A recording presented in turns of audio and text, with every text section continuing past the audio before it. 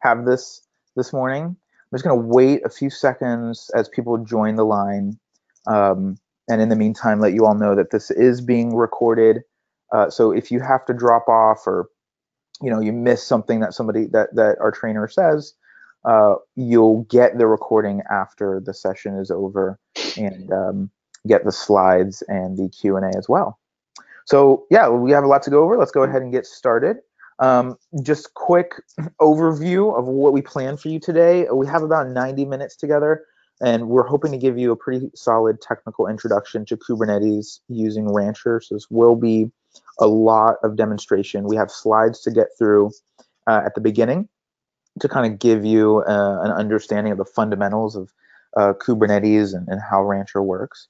And after that, it's just going to be hands-on, showing you the technology. So please put your questions into the chat. We will do our best to get to every single one, before it ends. And this is an intro-level training, so if there's something that's just super outside the scope of what we're doing, we might, refer you to our Slack channel or forums, or to another resource. So as a way of introduction, my name is Matthew Shear. I'm kind of like the community advocate at Rancher. And the trainer on the line is Mark Abrams, a field engineer. Mark, thank you for being here. Really glad to have you. Glad to join. Yeah.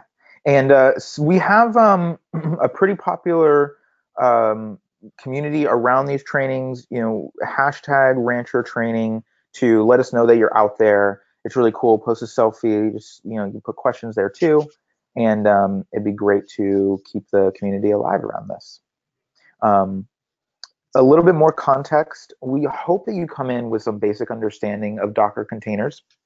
If you don't, if you're totally new to containers, I still think, excuse me, I still think you'll get a lot out of this training, because we will be talking about Kubernetes, which is based on container concepts, and we have plenty of resources on our website, on our blog, and obviously Docker has a ton of resources too. So you shouldn't be lost in the weeds.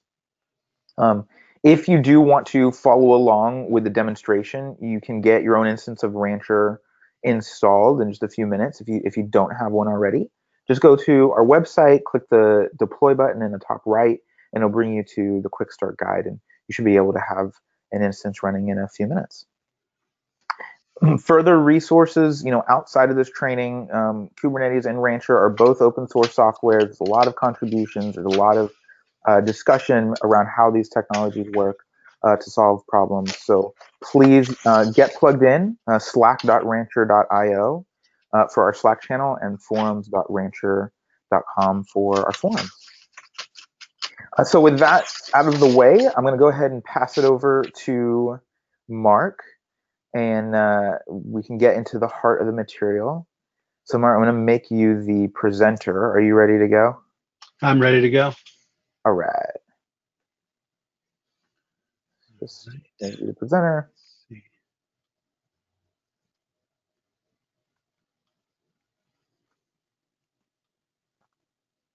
And you should see the Kubernetes momentum slide now. It's not coming up yet. Oh, there we go. Now it's good. You're good to go. All right, great. Okay. So I suspect everyone here is aware of what Kubernetes is, but just to be sure, I'm going to go ahead and state it. Kubernetes is a tool for container orchestration. Kubernetes version 1 was released as generally available just 3 years ago in the summer of 2015. And its development and design are heavily influenced by Google's Borg system. By the way, I'm also assuming not only do you know Docker, but I'm assuming you can read, and many of you can read the slides. So I'll be speaking to each slide, but I will not be reading the content of the slide directly. So check out your slides. Make sure you got your slideshow up too, because you get content in both audio and slide form.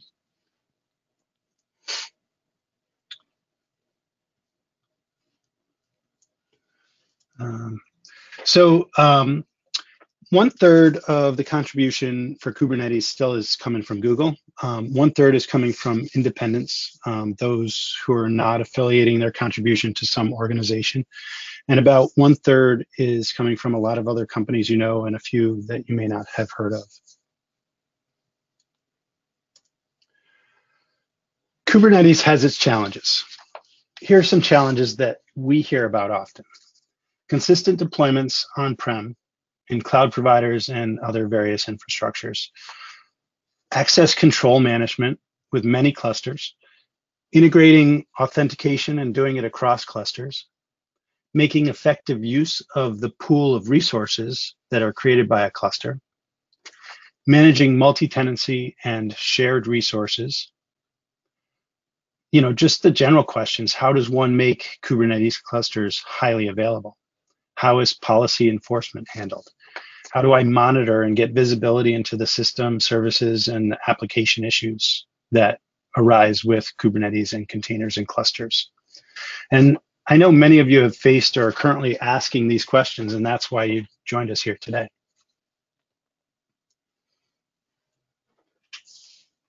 Is Kubernetes development going faster than enterprises are comfortable with? 50,685 commits. That's a lot of commits for any project. There are a lot of contributors as well. So, you know, what can we read into this? At a minimum, it's a very active and engaged community.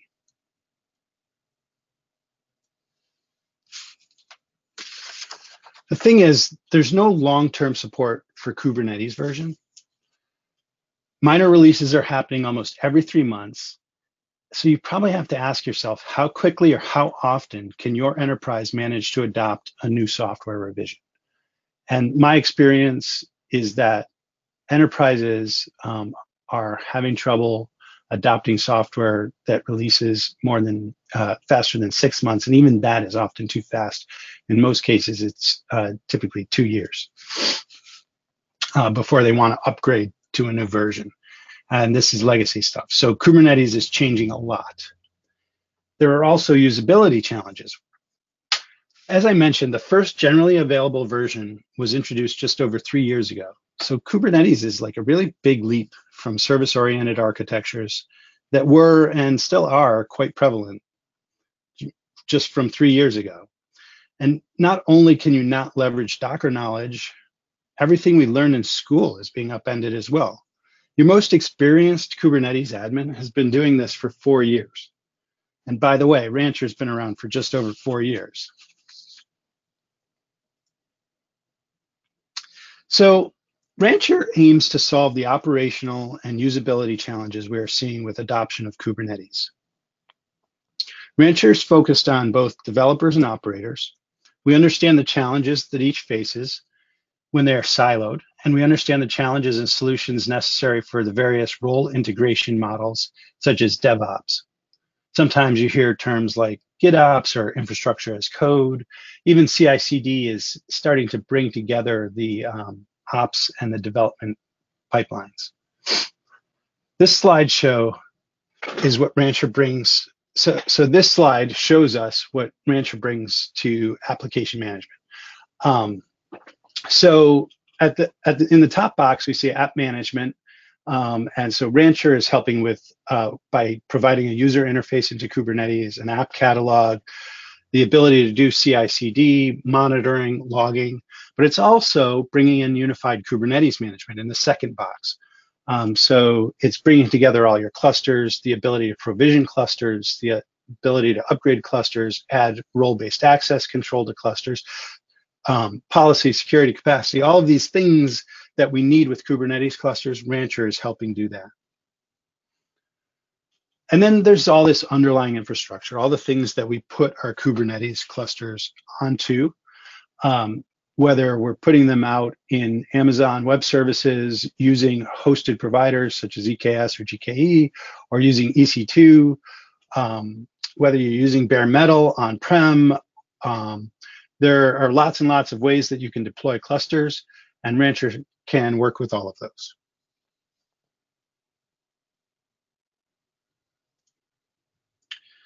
This is what I would call, I guess, a communication flow diagram. In the large box at the top, in the center, is the Rancher API server. And the cluster agents in that top box are communicating with two clusters on the bottom. On the bottom left, you have a Rancher Kubernetes engine cluster, a cluster that was created through Rancher Kubernetes engine. And on the bottom right, you have a GKE hosted cluster.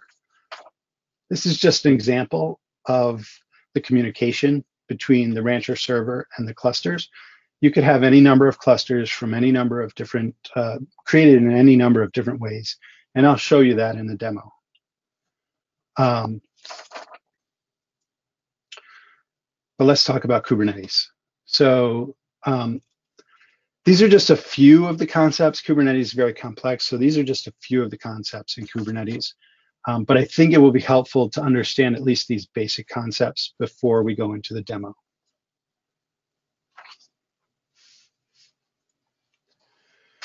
So pods are the unit of development of, pods are the unit of deployment in Kubernetes. Pods can and sometimes do host multiple containers.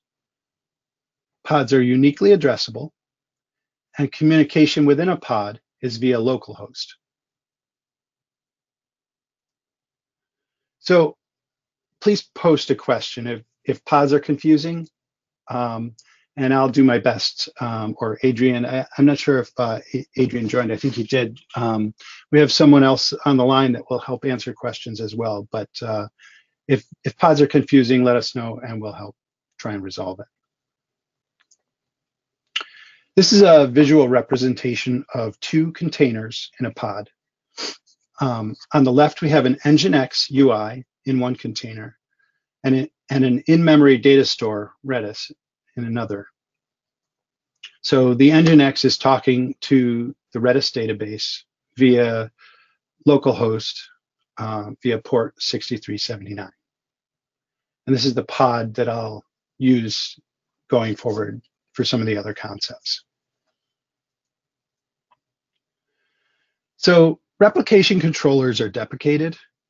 A deployment that configures a replica set is now the recommended way to set up replication.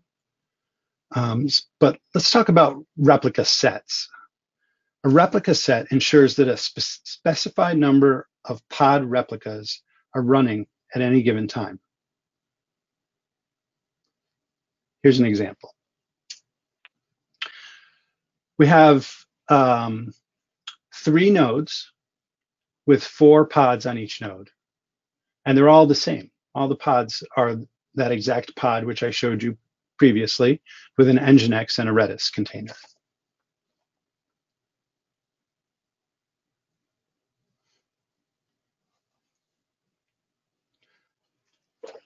Now, if one of our nodes goes down, what happens? We move those pods over to the other nodes. This, of course, assumes that we have the resources available to place those pods there. But this is fundamentally container orchestration.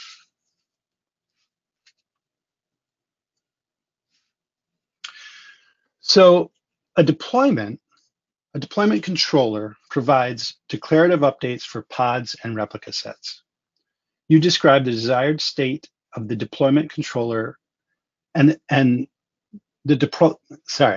you describe the desired state. Your deployment controller will change the actual state to the desired state at a controlled rate. You can define deployments to create new replica sets or to remove existing deployments and adopt all the resources with new deployments. Here's an example of a rolling update. So we've got a node with 4 pods, and we want to deploy an update. So the update is in the black circles. So we deploy the 2 new pods, and we take away the old pods. When the new pods come up, we remove the old ones, 2 of the old ones, and now we still have 4 pods, and we have 2 running in the latest change set and 2 that are running in the old change set. So 2 that are updated, 2 that are old. Once we've decided that this is working, we update everything to the new. If, on the other hand, we decide that it's not working, that our changes were no good, we roll back.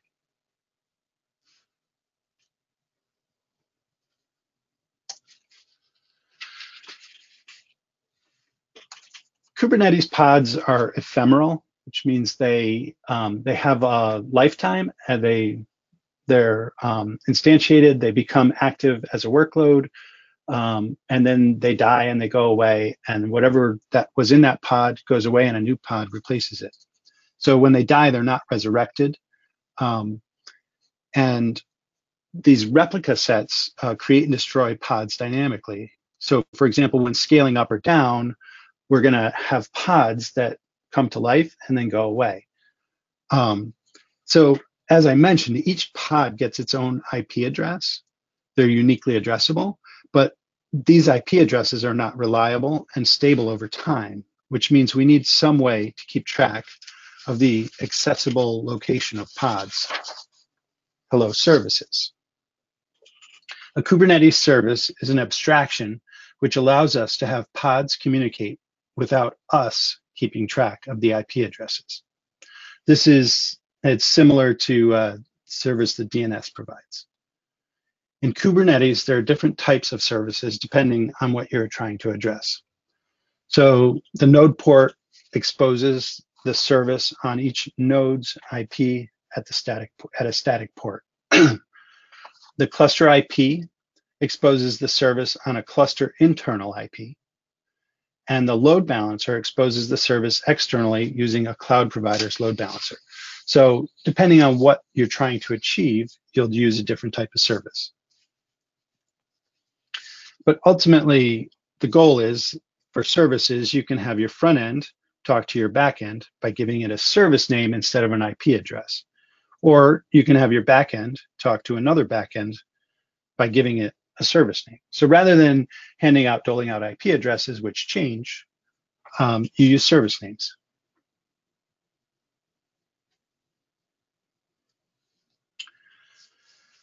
So config maps. Most organizations have a strategy for doing what config maps provide. Most organizations are already doing it. So dev, QA, UAT, prod, you may have these different environments that your applications go through, and each of those environments may have different configuration requirements. So config maps can be exposed in pods in a couple of ways, as environment variables or as local storage, but basically they decouple the storage of your configuration from your unit of work. Here's an example of 3 different specs for the same pod with different config maps for each environment. So in the metadata section, you can see that the name for each one is dev config. But in the data section, you can see that we have a section for dev stuff and one section for QA stuff and one section for prod stuff. And so the config map allows us to target different resources depending on the config map used.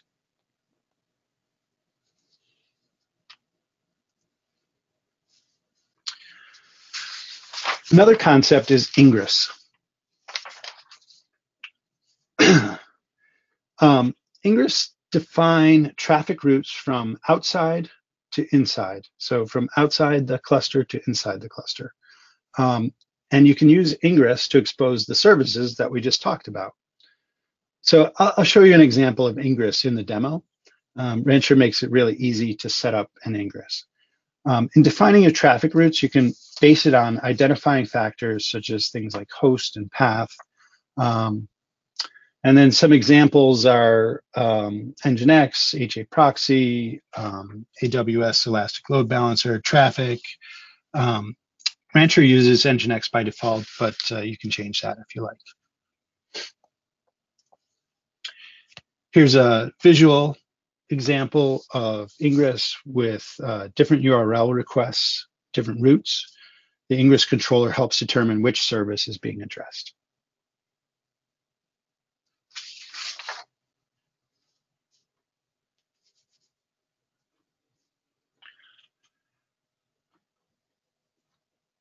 So that's about it for the slides for Kubernetes. And I'm going to move into the demo mode pretty soon. But I just want to open up for any questions and see if we have any questions at this point before I move on. No, you're good, Mark. You rocking Okay. it. Yeah, keep going. No Cool. questions yet. All right, great. So here's some of the things we'll talk about in Rancher. Rancher 2.0 101. So introduction to Rancher 2. Rancher has a prior version 1.x. I think the latest is 1.6 something. So we're really focused on Rancher 2 here. There are a lot of really great changes and things you can do with Rancher 2. I'm going to set up a cluster. I'm going to show you how easy it is to set up a Rancher server. And then I'll show you attaching some clusters. We'll talk about how authentication and security works. I'll talk about storage a little bit. This is one of the bigger problems for anybody who adopts Kubernetes. And we'll talk about something called projects, which is a Rancher concept that aggregates namespaces, but it's a really interesting solution to some of the problems that we mentioned earlier in the slides. Namespaces. So projects aggregate namespaces. Namespaces are a Kubernetes concept. We'll talk about those. We'll talk about catalogs, which is another Rancher concept where we help basically build a catalog of the applications that you want to deploy. And I'll get into why that's important and how you can use it in your organization. In addition, I'll talk about the command line, API, and kube control. There's way more there's way more in Rancher 2 than I can talk about in the time we have allotted. So I'm going to do my best to squeeze as much as I possibly can in, and we'll probably still won't cover everything. All right, so it's demo time. I'm going to switch out of the presentation mode, and don't need that. We don't need that. So you should be seeing now my Rancher login screen. And what I'm actually going to do is show you how I installed it. So I'm going to go to rancher.com, docs. We'll go to version 2 of the docs. And oops. Here under installation, I'm going to go to the single node install. And actually, while we're here, I just want to call out the quick start guides. This is a really great way to get started with Rancher, is to use these quick start guides. I went through all of these, and they really make it easy and they're very helpful for understanding Rancher. Today, I'm going to go through the single node install. And then after we go through the single node install, I'm going to switch over to an HA install of Rancher, so a highly available install of Rancher. The single node install, with every install of Rancher, of course, there's some requirements for your underlying infrastructure and for what resides on the machines that you install. Basically, you need Linux and Docker to install Rancher. But you can see here that you also need certificates, and so you have to decide before you install what kind of certs are you going to use. We're showing 4 options here, whether they're self-signed, whether you bring your own by a recognized certificate authority, or whether you use something like Let's Encrypt, the free and open certificate resource. And then if you do have trouble with certs, we try and answer some of your questions right on this page. There are some advanced options. This is a very interesting and cool one. Enable the API audit log. So everything that can be done, everything you see me doing today in the UI is backed by an API. And that means that you can run all these same commands from your automation tools. So you can do everything we're going to do, you can do through the API. This audit log allows you to see every time something in the API is executed, it'll be logged. So this is something that you can turn on. You can do an air gap install, so you can do this in isolation. The persistent data, we use etcd as a backing data store, and so you can, in the single node, I've actually seen some customers, rather than using an HA install for their production, they'll use a single node install, and but they'll do like a DR strategy where they have it in multiple data centers. They'll back up the data and use that as their restore point. And you'll see the time to live for bringing Rancher up is pretty quick. So that's a possibility too. And this is why I'm scrolling to the bottom of the page. I need this Docker command. We're going to run Rancher, and we're going to install Rancher with Docker. So I copy that out, and we'll open up a terminal session here.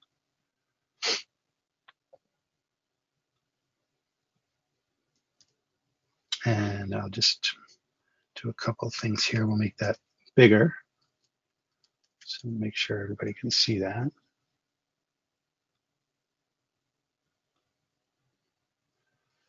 And I know that I need to change this port.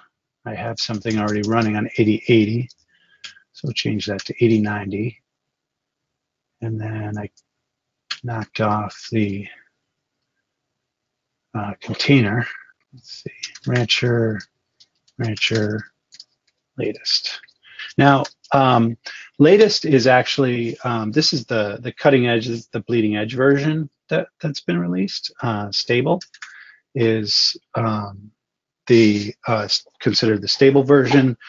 I recommend using, when you install, I recommend using like a specific version. So I think right now stable is at 208.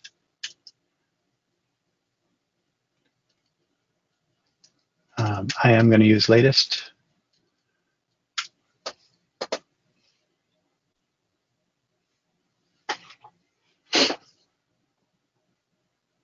So I don't have the image on my machine. It's pulling down the image, and then it will run it with this. It's going to run it on port, mapping port 80 from the container to port 8090 on my local computer, as well as mapping port 443 to 8443.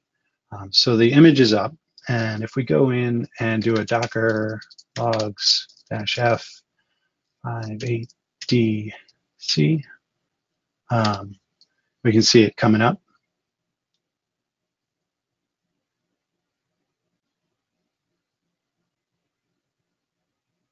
And I'll just head over and bring up localhost.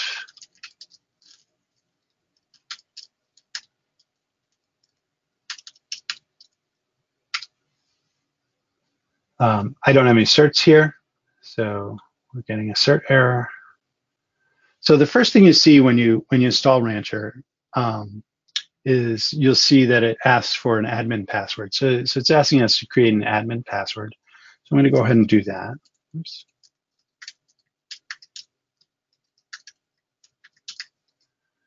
And then I'll continue on, and it's going to ask me for a URL, the Rancher server URL. This is important. The Rancher server URL needs to be accessible from any cluster that you want to connect to the Rancher server.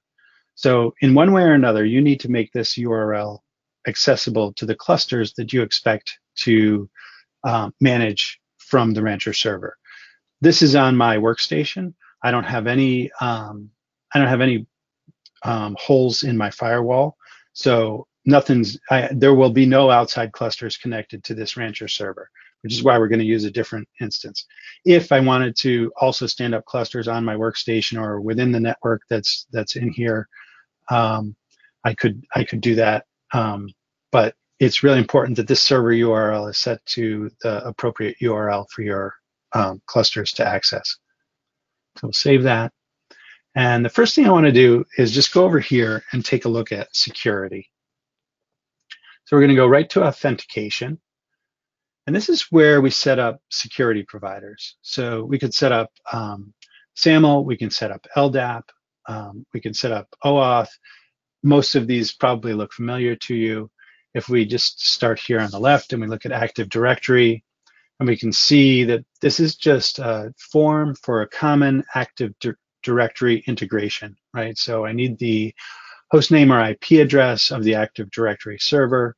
I need the service account name, the service account password, and then I need a user search base. So this is where my users are stored.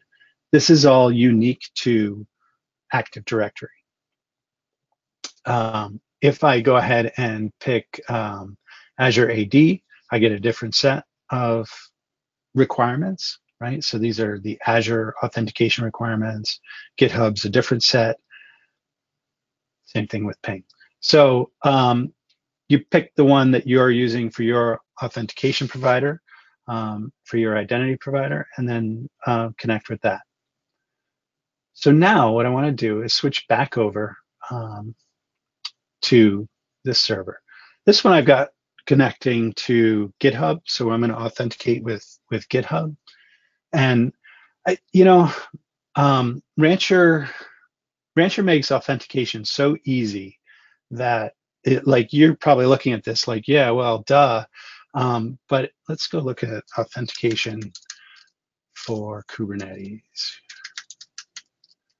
So this is how you authenticate clusters when you don't have Rancher. So you need to understand who your users are in Kubernetes.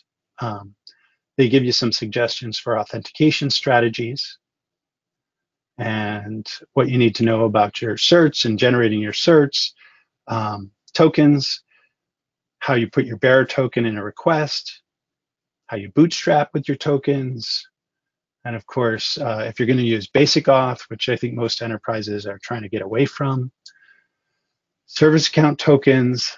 Ultimately, you're going to be doing a lot of this. You're going to put a lot of YAML together to connect and to secure your cluster, and you're going to have to do that with every cluster. You're going to have to configure every cluster to be secured, to be authenticated. So, I mean, maybe you'll get good at it if you have a lot of clusters, but Rancher makes it really simple to authenticate your users with your existing provider. So I'm logged in. This is my user in GitHub, and I can now set the permissions for users through Rancher. So I can use role-based access control in Rancher. Identity comes from my identity provider. Authorization comes from Rancher. I can set global level roles. The global level roles are set. I can assign users to these roles. So this would be for Rancher administrative users. And then I can set cluster level roles.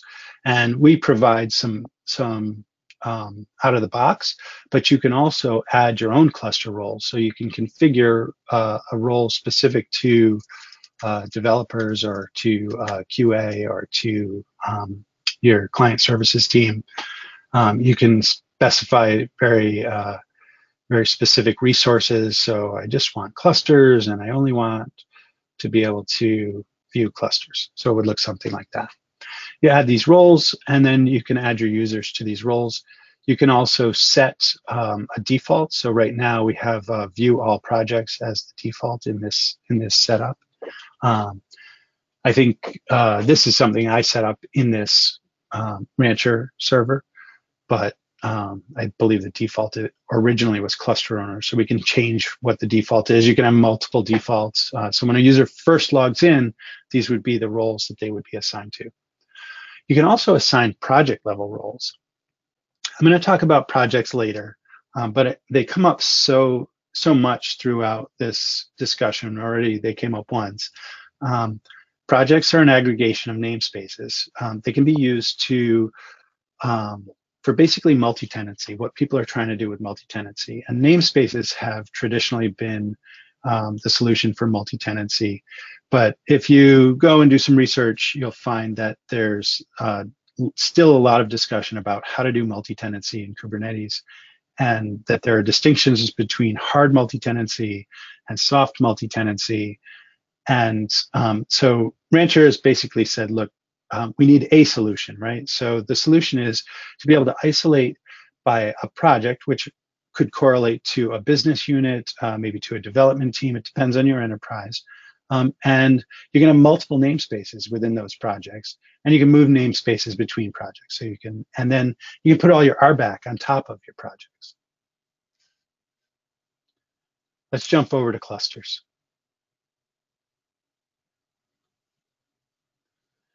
So the first thing I want to do here actually is just go stand up a new cluster. I want to use Rancher to create a cluster. And I want to start that process now because sometimes this takes a little bit of time. So we're going to create a cluster. Oops, we want to create it in Amazon. And I'll explain why in a few moments, why I'm using Amazon for the demo anyways. And down here, what I'm doing is I have a template for what I want my EC2 nodes to look like.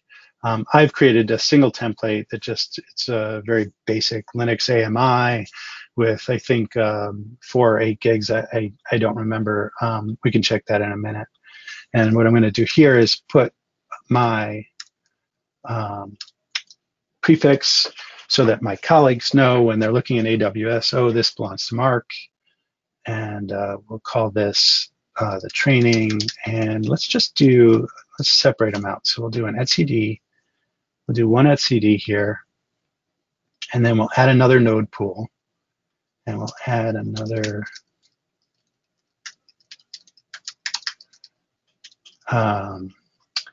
create a control plane, one for control plane, and then we'll add a node pool. And we'll just start with one.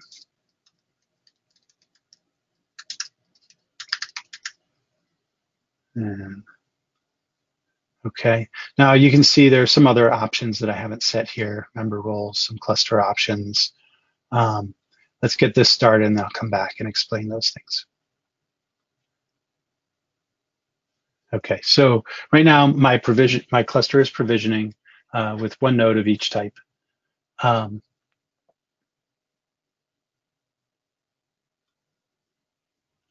So on the left side, this is the add cluster section. On the left side, everything from vSphere over in these 2 rows, these are node drivers.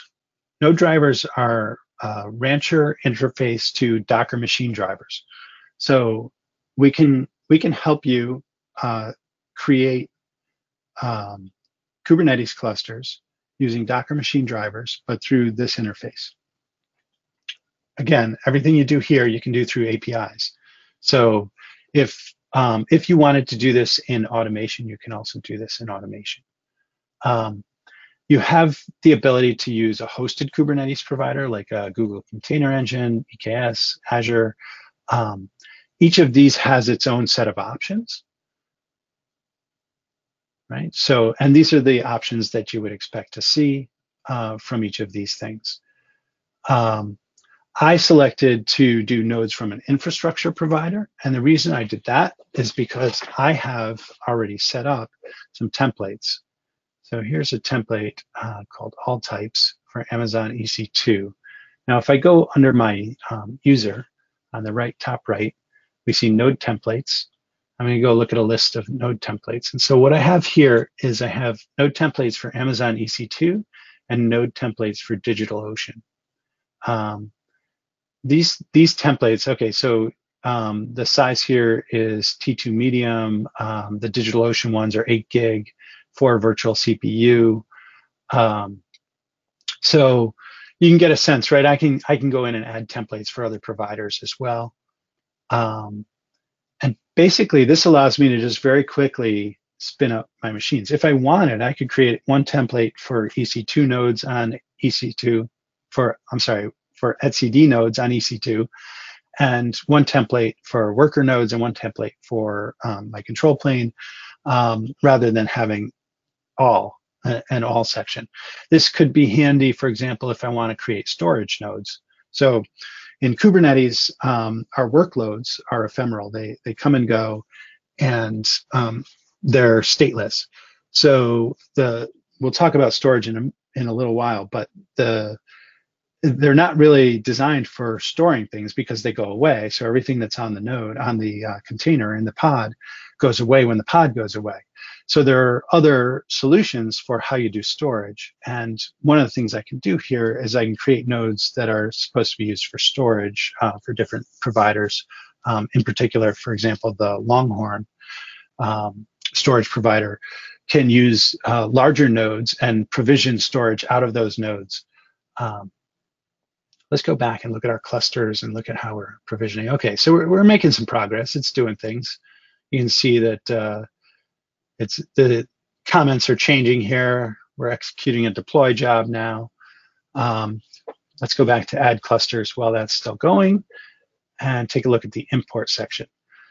So the import section in the top right, what this allows you to do is create clusters on your own.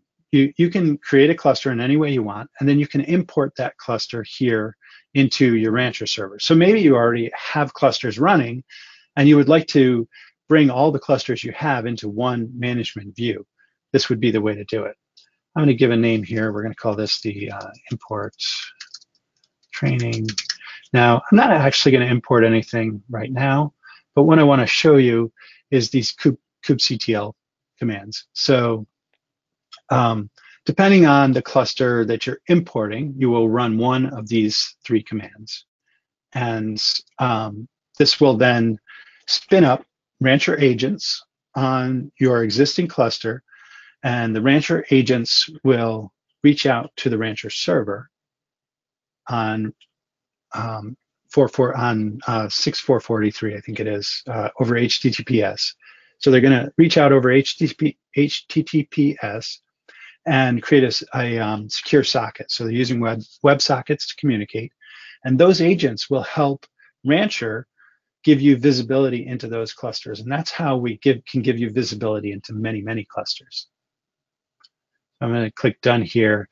Now this import training is pending. It's waiting for me to run those commands, but I'm not going to run those commands. We'll come back and delete that in a minute.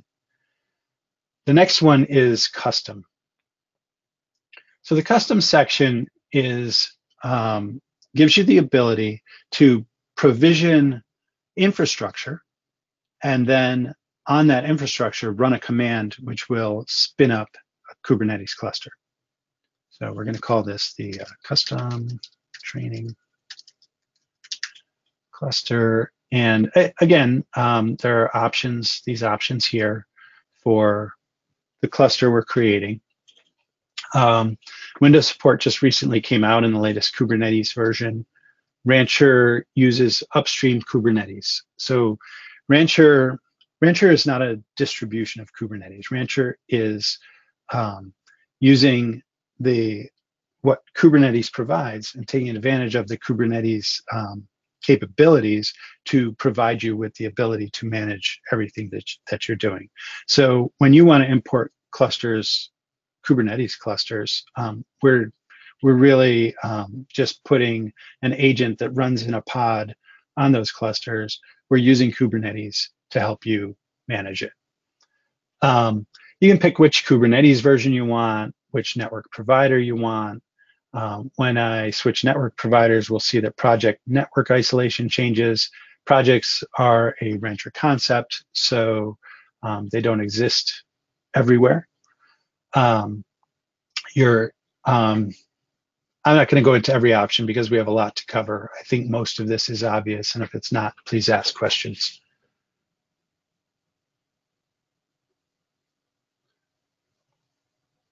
So I am going to push the next button, however, because I want to show you, once I've provisioned my infrastructure, I have the correct version of Docker on it, and now I go in and I can just run this command. And this is great if you have an automated system. Let's say you're using CloudFormation. And really all you want to do is, at the end of your CloudFormation, when you get all your nodes stood up and ready, you just want to run this command to create a cluster. And this cluster will automatically join the Rancher server. Now this, I selected all three types. I could run a different command, so I could run this command just for the etcd type. Again, I don't have any infrastructure provisioned and prepped and ready, so I'm not going to do that. I'm going to go ahead and delete my training, import training, and I'll go ahead and delete my custom training just to clear our view here. But you can see the training cluster that we created is now ready to go. So let's go back into that cluster. Here's the dashboard view of a cluster. So this dashboard view right now, these dials are not that interesting. This is a placeholder for what's coming, which is Prometheus. We're going to have a lot more information on this dashboard. If you were to say, put this in your lunchroom showing, hey, here's our Kubernetes status of this cluster. Here's our cluster status.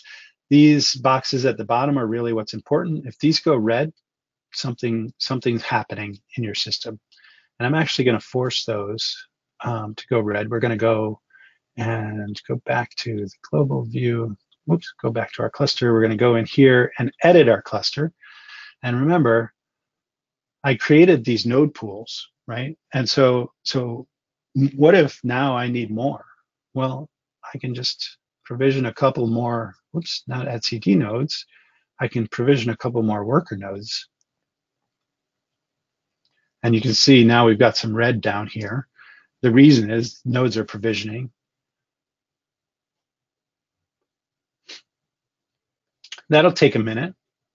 One of the really interesting and kind of cool things with Rancher is that I have the ability to run kubectl right from Rancher. So if I just want to get a status on things, I can do a kubectl get pods.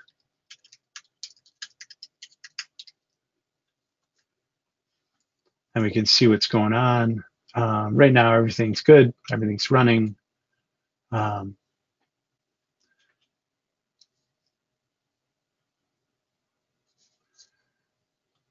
Do a kubectl, get namespaces.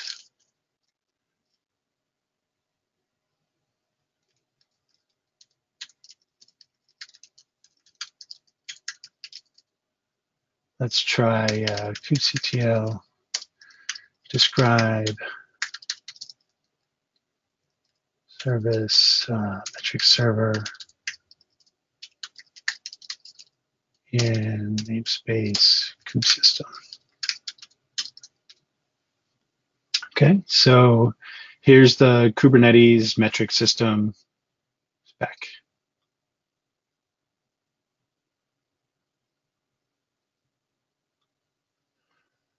In addition, I can download my kubeconfig file or just view it. This is unique to the individual. This is bound to the logged in user. So just like with any kubeconfig, you don't want to share this. Each user should use their own kubeconfig because it's going to have their RBAC. So whatever role-based access you gave that user, it's embedded in this file. So when they run from their workstation kubectl against this kubeconfig, they have access that this user has. And that's why we don't share them. But certainly we can copy it, create our own kubeconfig, add it to our global Kubernetes config. It's a nice way to get it from here to your workstation. Again, APIs, you can actually download this through the API as well. Let's take a look at our nodes. So our nodes are still provisioning. Oh, we had one error installing Docker on worker 2. So that's an interesting problem. Obviously, that is not going to work.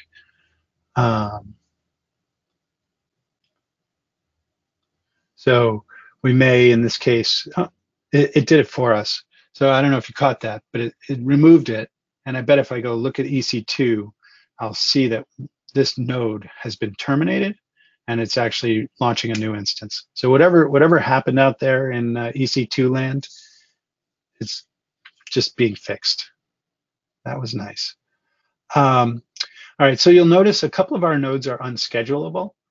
That's because these are not worker nodes. So worker nodes, you can only schedule deployments for worker nodes. And so that's why these are listed. appropriately listed as unschedulable. All right, let's move on to storage. So persistent storage is it's like everybody's problem, and it's not necessarily really well solved yet. Persistent storage requires a persistent volume and a persistent volume claim. Rancher allows you to add volumes based on existing types of plugins. So if I'm using a lot of Amazon here, as you can see, I'm also using actually this. I have another DigitalOcean cluster running as well. So I could use an Amazon EBS disk as my volume plugin. I have to go and provision and have something to back this, to back my volume. But depending on which one I select, so if I select Longhorn, I get a different set of options for plugin configuration.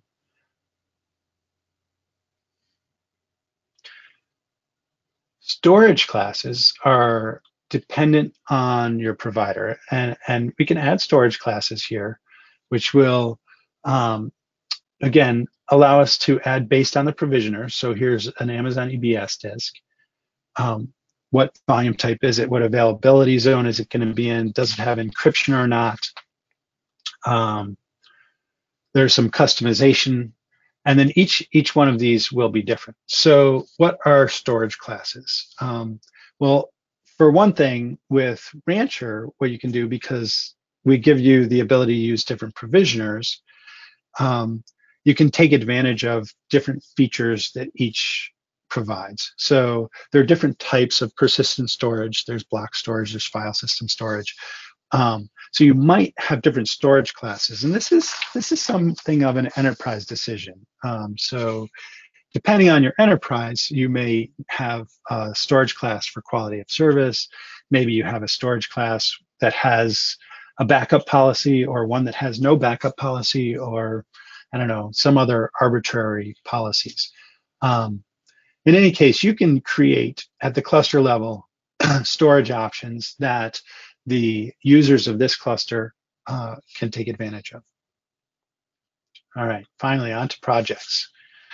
So let's create a project. We'll call this Dev Team A. We could apply pod security policies. I'm not going to get into those. It's a little more advanced topic than today. And we could assign resource quotas. I'm also not going to do that right now. I'm simply creating a project. And you can see down here at the bottom, my project has no namespaces. It's just an empty project right now. But what it will do, and you'll see as I deploy some things, we'll start to see some namespaces get deployed into this project.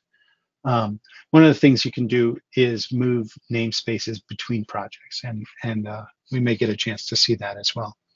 But ultimately, projects ease the administrative overhead and access for users. So if you put RBAC on the project level, then everybody, all the developers who are part of that project, could have the same RBAC if they're part of that project. You could make it more fine-grained, but the more fine-grained you make it, the more you're going to have to maintain and control it. All right, let's move on to alerts, notifiers, and logging. So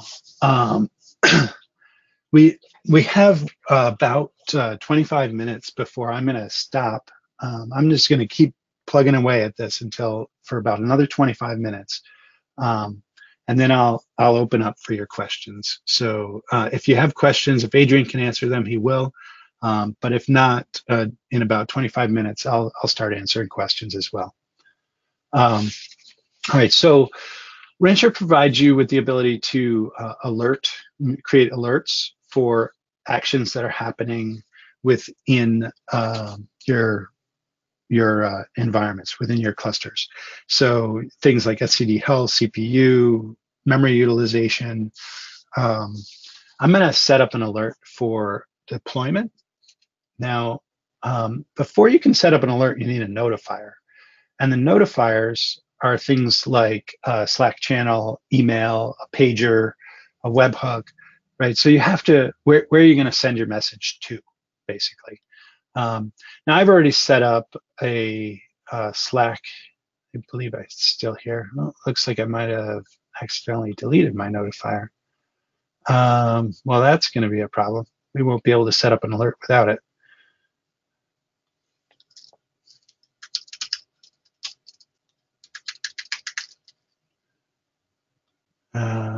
Yeah, I don't want to spend the time right now to go get the, it would mean I have to go out on the web and find my Slack URL. All right, well, we'll just walk through the UI on this.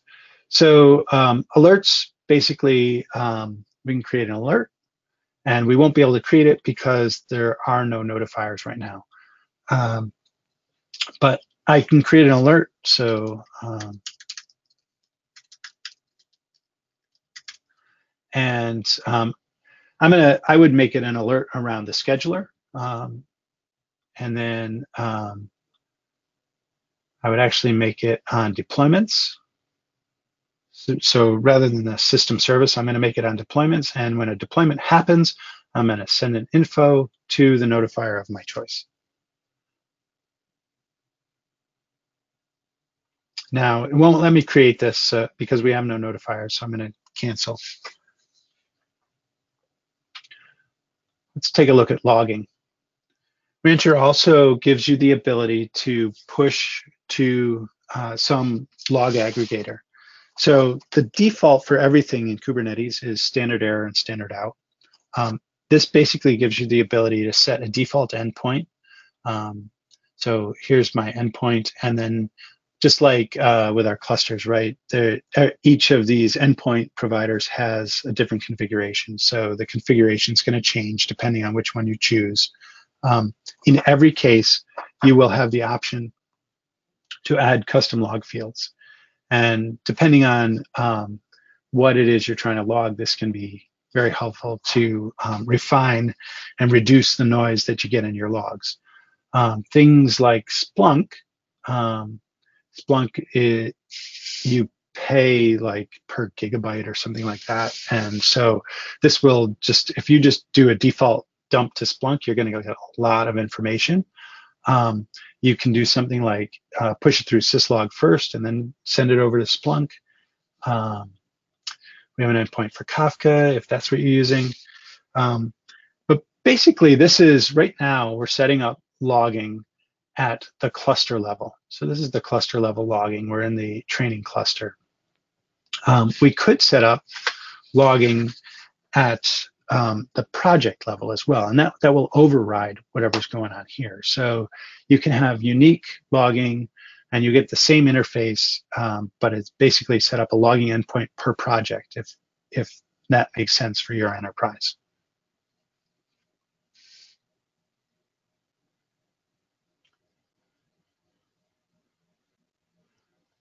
All right, I'm going to drill down into a project. Before we do that, let's just go look at our cluster and just check. Whoops, look at our nodes. We'll just check. So it looks like our worker 2 node resurrected itself and everything's healthy and we're in good shape here.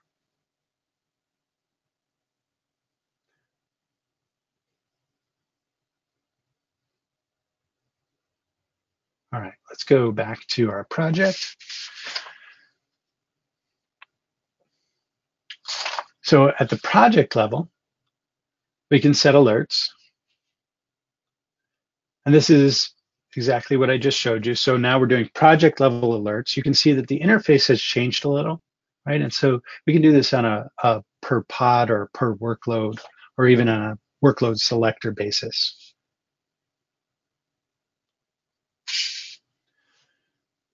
We can also add certificates in our project. So if I have certain certificates that are needed by a specific project, I can add them here. I give them a name, and then they'll be accessible to my I can make them accessible to my pods. I can scope them to a single namespace, or I can scope them to the project. There's an area for config maps. That's something that we covered, right? So we can create config maps. You can actually, there's a little pro tip here. You can actually paste key value pairs into this first one. So if you already have a configuration file, you can paste it into the first edit text area, and it'll just populate everything. You give it a name, tell it what namespace you want it in, and add your config map here, and then make that available to your pods. Here's the logging interface, same thing. This is available at the project level. We're in Dev Team A right now, the one that I created before. Pipelines. This is a CI pipeline. So this allows me, since I'm logged in through GitHub, I actually can use my GitHub authentication to pull in all my repos from GitHub. So I said, okay, go ahead and authenticate. And now we can see all the repos in my personal GitHub. And I can take one of these, enable it, and it created a, it actually created a pipeline. So we were in the workloads section. We've actually changed over to pipelines here, the last tab.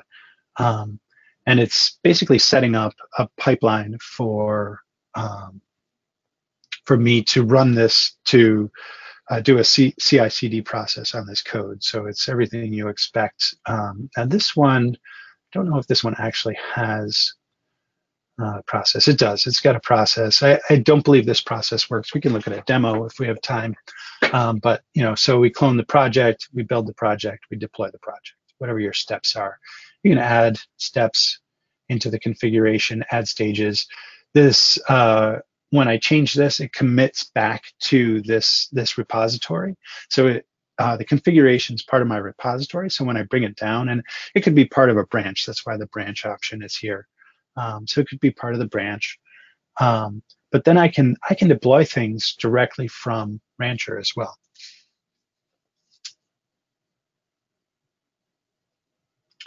Registries, we could add a registry to the project. So if you need a specific Docker registry for this project, you can go ahead and specify where that registry is, if it's a custom registry.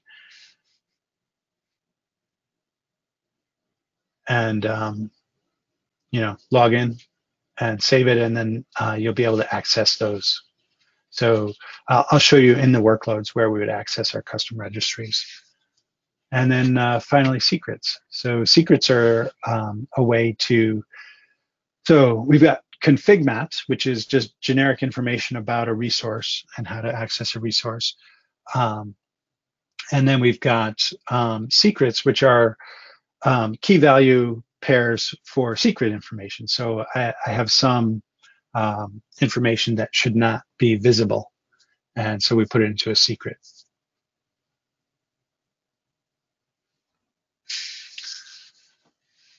Let's take a look at the catalog. So the catalog is, this is a Rancher concept, and it's a way to deploy applications that sort of simplifies application deployment. So let's go in and go to launch.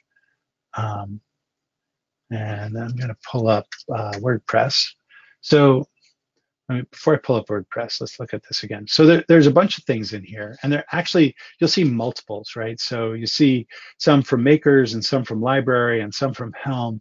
And what's going on here is that I have 3 catalogs. I have the Rancher curated catalog.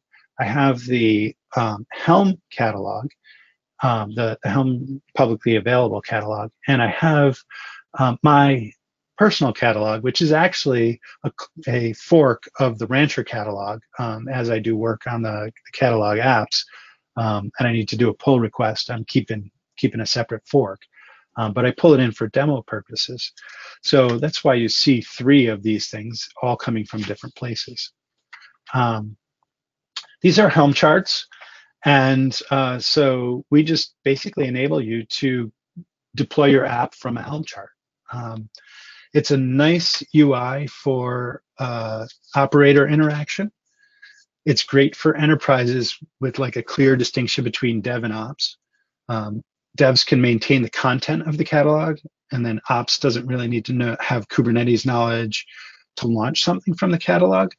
And I know that not all enterprises are like that. And as we move more towards a DevOps model or towards a continuous delivery and automated integration model, that's not necessarily happening. We do have customers doing it. Disney, Sony, PlayStation are doing this. And so let's just go ahead and launch this. So we've got WordPress. Now in the Rancher catalogs, and if you add your own catalogs, we add this user interface. So there's this form that you could fill out. And all I'm going to do here is just add a couple of passwords.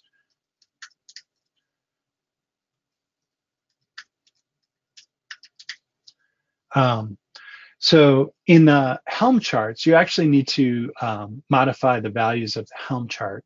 And we give you a way to do that.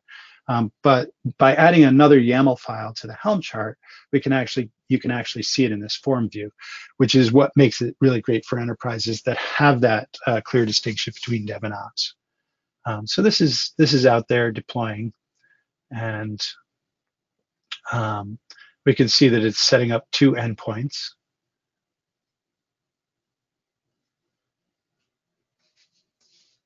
Go into workloads. So we've got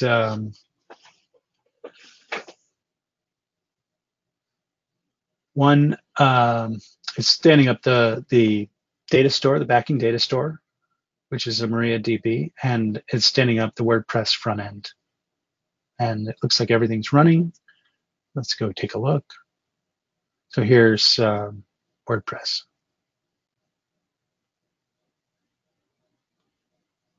So we just deployed an app. That was pretty easy. Let's deploy another app, but we're going to do it a different way this time. So this time I click the deploy button in the top right. And I'm just going to go ahead and deploy this Ubuntu image. And we don't want it in the WordPress namespace. So I'm going to change that namespace to the Ubuntu namespace. I won't need any ports because I don't need this accessible from anywhere else.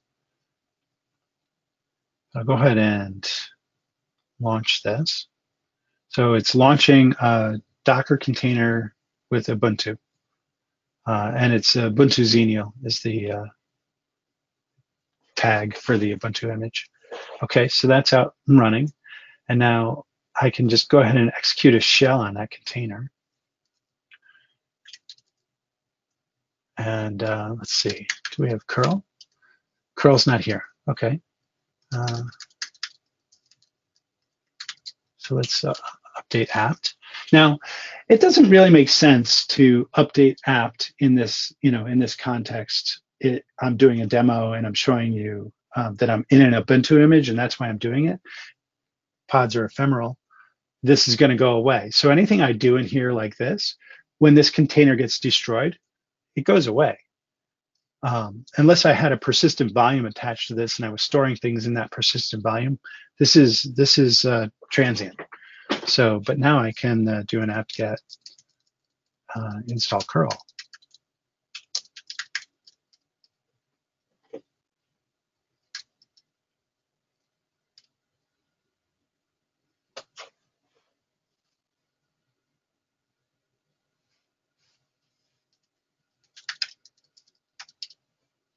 And there it is.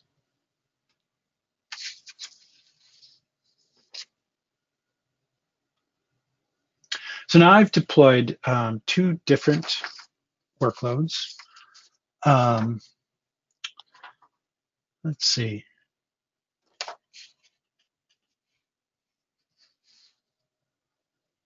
Let's take a look at load balancing.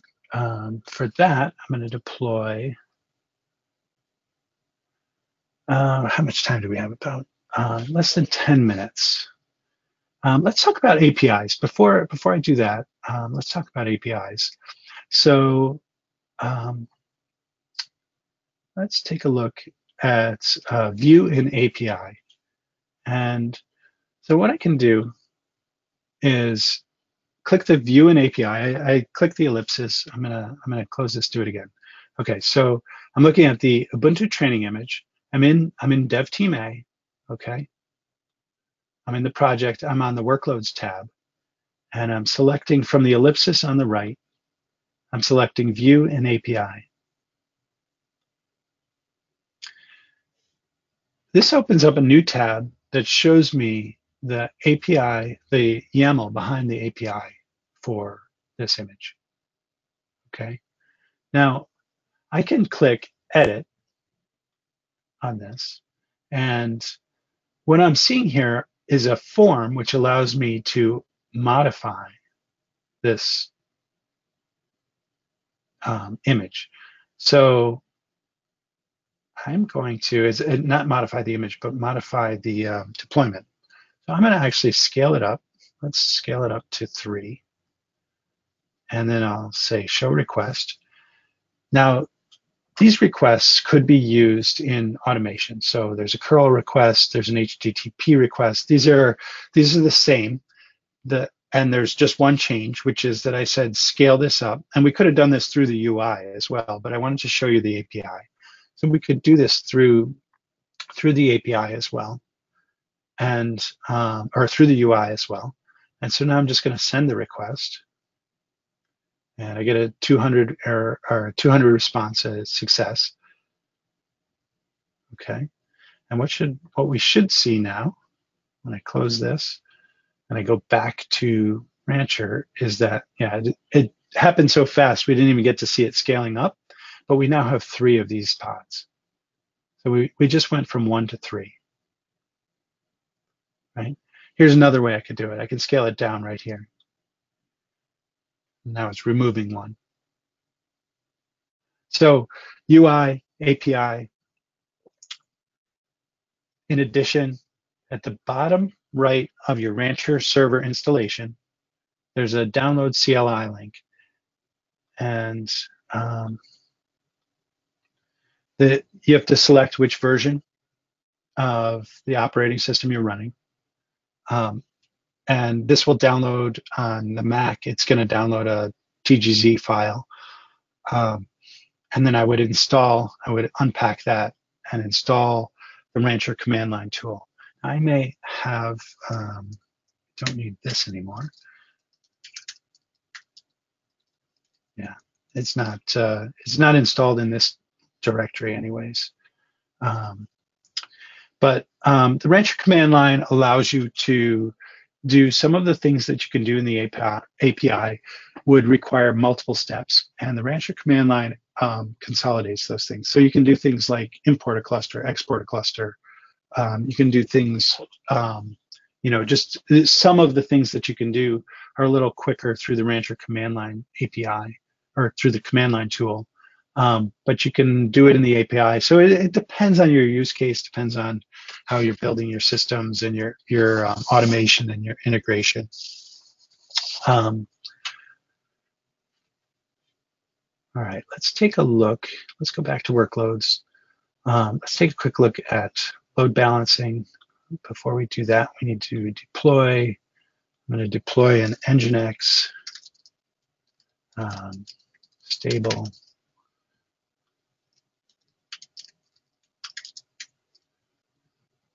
And we want a new namespace.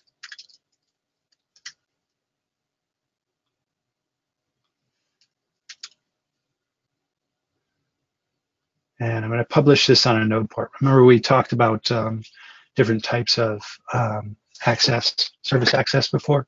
So I'm going to publish this on every node. So I'm publishing the container port on some random port.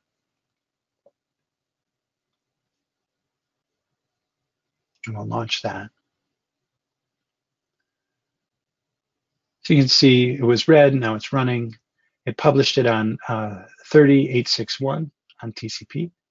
And there is an Nginx web UI.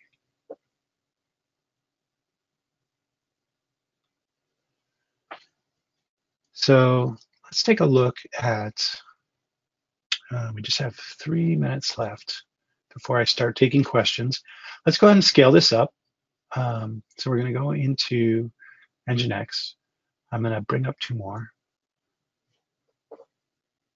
And then on this one, let's see. We'll take a look at the YAML. So the image we're using is Nginx stable. Let's change that to latest. Okay, so what I have here is 1 pod running Nginx latest and 2 running stable. This is the rolling update that we were talking about.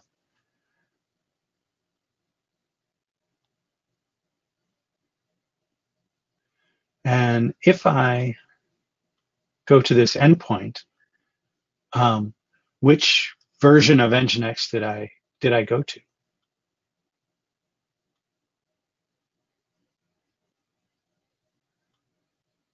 Right, there are 3 of them out there. So the way the services work is the service is handling what the IP address is that I'm going to, and it's just routing me to whichever random one of these 3. Let's take a look back at our workloads. Well, let's see, load balancing. I can show you adding an ingress in about 1.5 minutes. Let's see.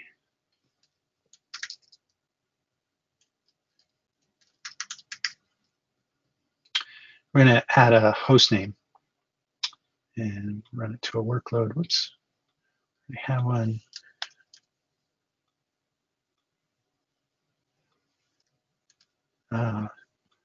What was my port number?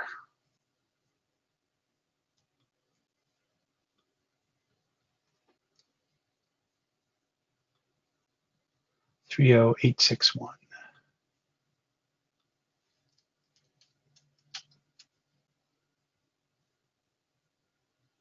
Save it. And XIP zip.io is a dynamic namespace generator. I don't know if it's going to get back to us in time with an actual URL. So I guess let's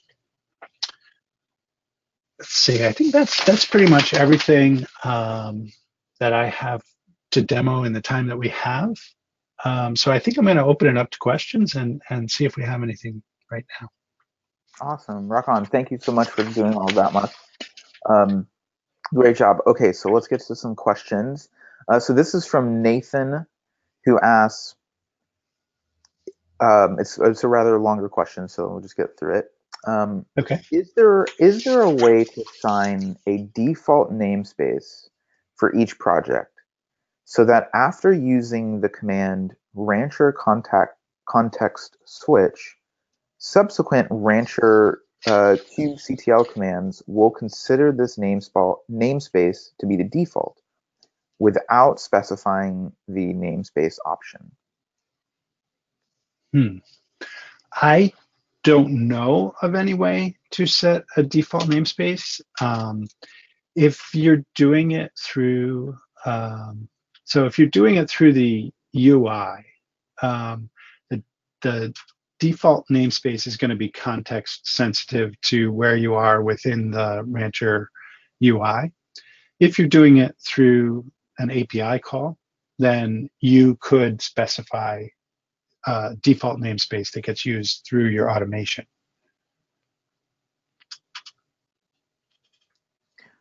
Cool. Okay. And Nathan, if you have a follow-up, please go ahead, ask. Cool. The next one is from Kevin, who asks, is Google Cloud supported for nodes in an infrastructure provider? Absolutely. So if we look at the clusters, global clusters, add a cluster, you can use container engine. So I can stand up. Now I need keys. I'll need my keys to do this. So I need my service account private key. And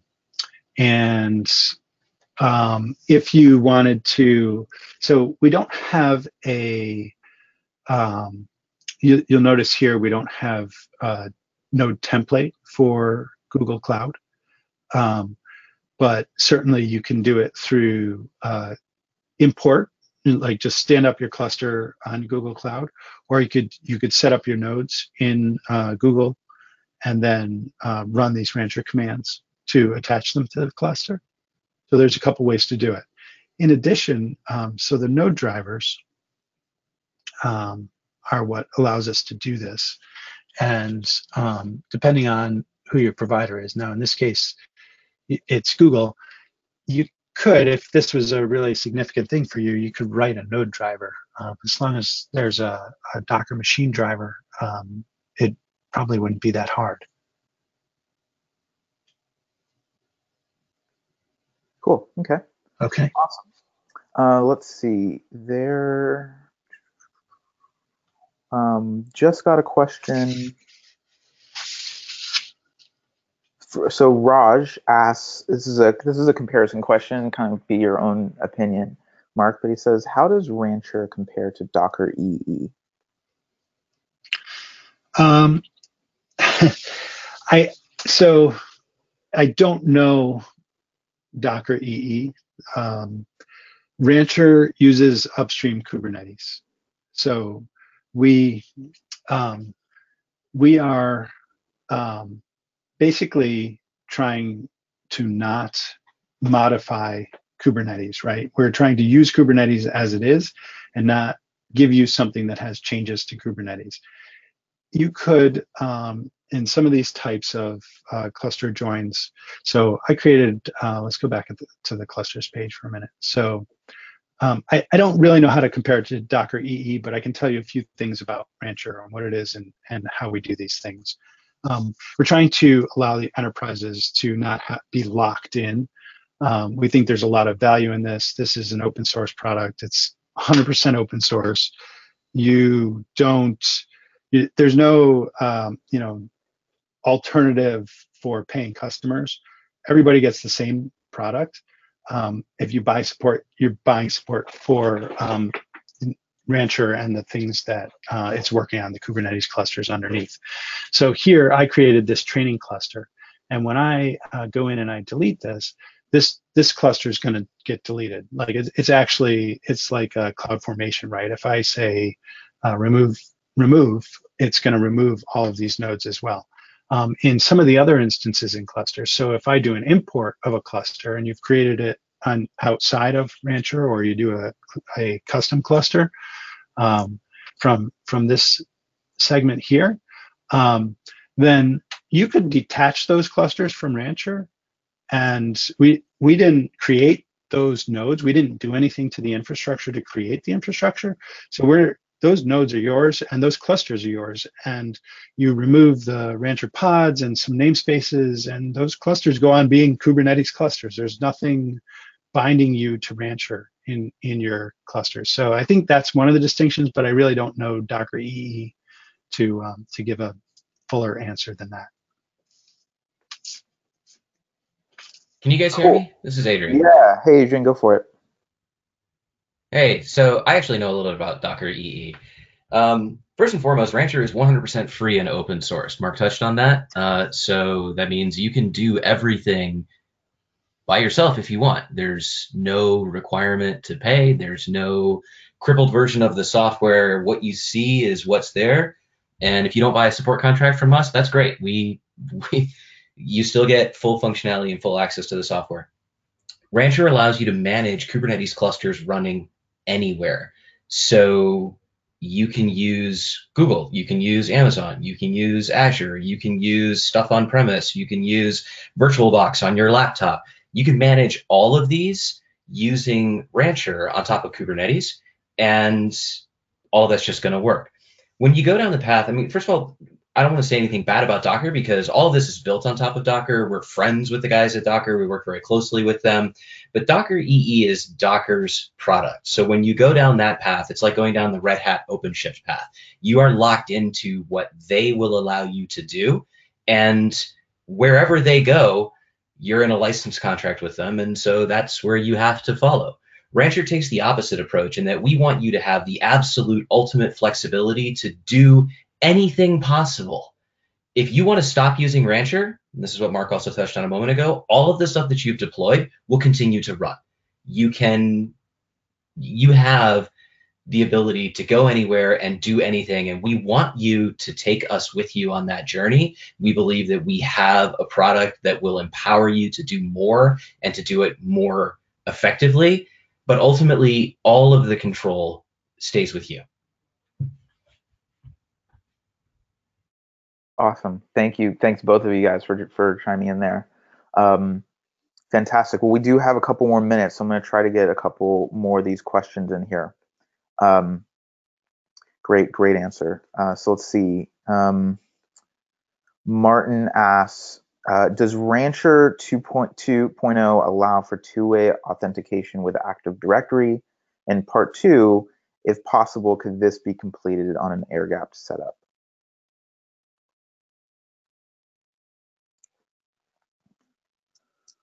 Mark, you want to answer that one? Yeah, sorry, I was muted. Okay. So I just want to make sure I understand the question. He was referring to Rancher 2.2, version 2.2.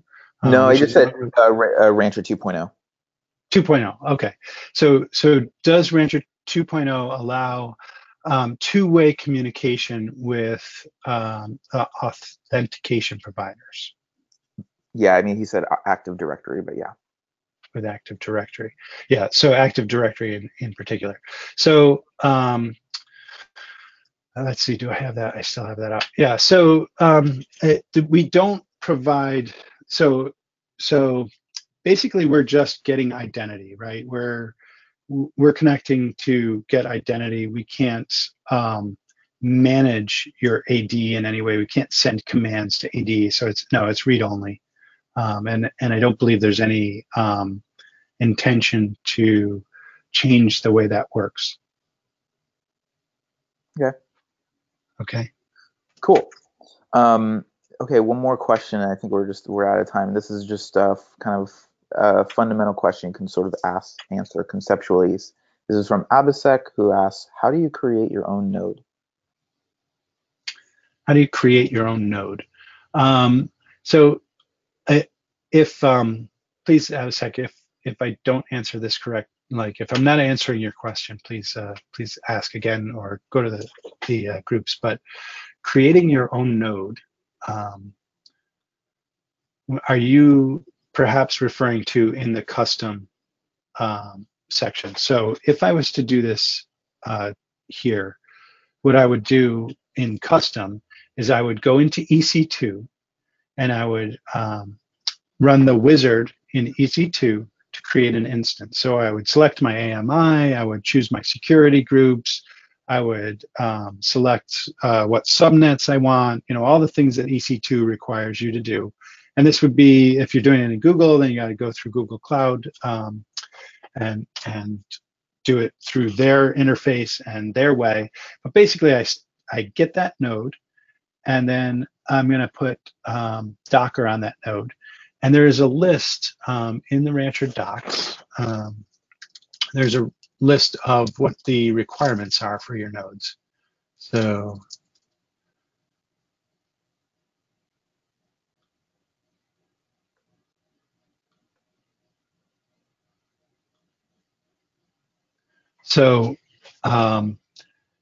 it needs to be one of these operating systems, right? It needs to, depending on the size of your cluster, we make some recommendations for the size of your CPU and your RAM. Here's the versions of Docker that are supported. Now why do we only support these versions of Docker? Because that's what upstream Kubernetes supports. Remember, so we're supporting upstream Kubernetes, and therefore, if if it's support, if it's generally available part of upstream, that's what we're doing. And here are your networking requirements. So I would go out to your cloud provider and create your nodes based on these requirements. These port requirements are things that you're going to have to put in your security groups. Get your internet gateway set up, or depending on who your cloud provider is, whatever the equivalent firewalling is. And then you come in here, you click custom. So now you have those nodes, and you're going to run. Whoops, it needs training, and then you'll SSH into that node, and you'll run this command. Now, if I just run it just like this, I'm only going to create workers. My etcd nodes need to come up before my workers, and so I need at least one etcd and at least one control plane. I could do this in multiple ways. I can select and deselect these until I get the right combination to go with the cluster size that I'm building. So that's how I would create my own nodes. I hope that answers your question. Awesome. Thanks, Mark. Well, there are several more questions, but we are actually out of time. So unfortunately, we got to wrap up. And for those who still have a few unanswered questions in the chat, a couple options: post them on Slack. Pester people, get some response there. We do have engineers who check our user Slack regularly, so you'll get some attention there. Also, we do this training every week. So if your question isn't getting answered this week, come back next week, and post it up front so that we get to it immediately. And you can also just email me, Matthew@rancher.com. I might be able to help you out further as well. So with that being said, Mark, I'm going to take control of the presentation one more time so that I can just share the last couple slides.